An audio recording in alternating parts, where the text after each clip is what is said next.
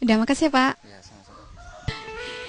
Nah pemirsa, itu dia proses penyulingan minyak nilam dengan menggunakan ketel. Ketel yang baik yang terbuat dari bahan stainless, bukan dari drum bekas. Karena penggunaan ketel yang baik akan mempengaruhi kualitas minyak nilam. Dan sekarang saya akan mengajak Anda untuk melihat proses pembuatan ketel langsung dari bengkelnya yang ada di Kota Banda Aceh.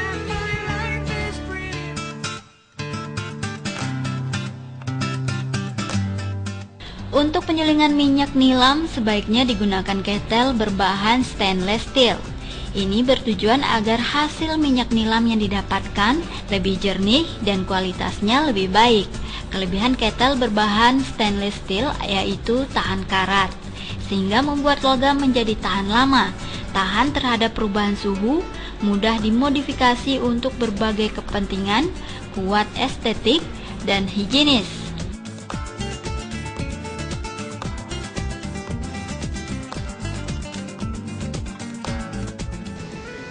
Ya pemirsa, seperti janji saya tadi, sekarang saya sudah berada di sebuah bengkel yang ada di Banda Aceh. Nah, di bengkel ini membuat ketel untuk penyulingan minyak nilam. Dan bengkel ini juga satu-satunya tempat membuat ketel yang ada di Banda Aceh. Nah, untuk mengetahui bagaimana proses pembuatan ketel, yuk kita lihat sama-sama.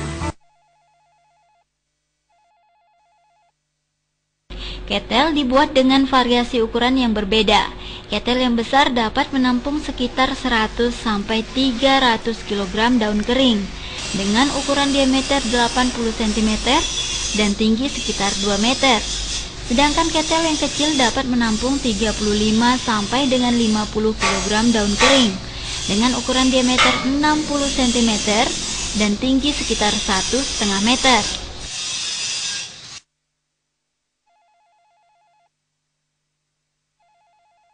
Ya pemirsa, sekarang di sebelah saya sudah ada Bapak Muslim. Beliau adalah pemilik bengkel ketel ini ya Bapak ya. Pak, nanya sedikit ya. Ini Pak, sudah berapa lama sih berdiri bengkel ketel ini Pak? Sekitar 5 tahun. Sekitar 5 tahun. Nah, bahan dasar untuk membuat ketel ini sendiri apa Pak? Dari stainless. Dari stainless. Nah, stainless sendiri itu biasanya didatangin dari mana? Apa mungkin dari Aceh sendiri mungkin atau dari luar Pak? Itu dari luar, biasanya dari Jawa atau dari Medan. Nah, pemasarannya ketel sendiri udah sampai mana Pak? Apa mungkin memang sudah seluruh Aceh atau mungkin sudah kemana? Sudah seluruh Aceh, seluruh daerah Aceh. Nah Pak, kan tadi ini ketel ini kan terbuat dari stainless ya. Kenapa Pak memilih bahan stainless untuk membuat ketel ini Pak? Mungkin apa gitu yang lain, seng atau apa gitu? Oh, kalau dari stainless dia jamin untuk mutunya lebih bagus, untuk menghindar korosi, karat-karatnya itu bercampur dengan minyak. Itu minyaknya mutunya lebih bagus dan bisa diterima oleh orang-orang dari luar, seperti yang dari Prancis, Jerman, dan lain-lain. Pak, nah ketel sendiri sudah berapa banyak diproduksi Pak? Itu sekitar 20-an, besar dan kecil. Nah selama ini pemesanan dari mana aja Pak? Apa mungkin dari Aceh atau mungkin sudah kemana Pak? Itu dari Aceh sendiri, dari Gayo Luwes, Luk Sumawe, Melabu, dan pokoknya seluruh Aceh. Nah, Pak, harapan Bapak sendiri untuk kedepannya Pak?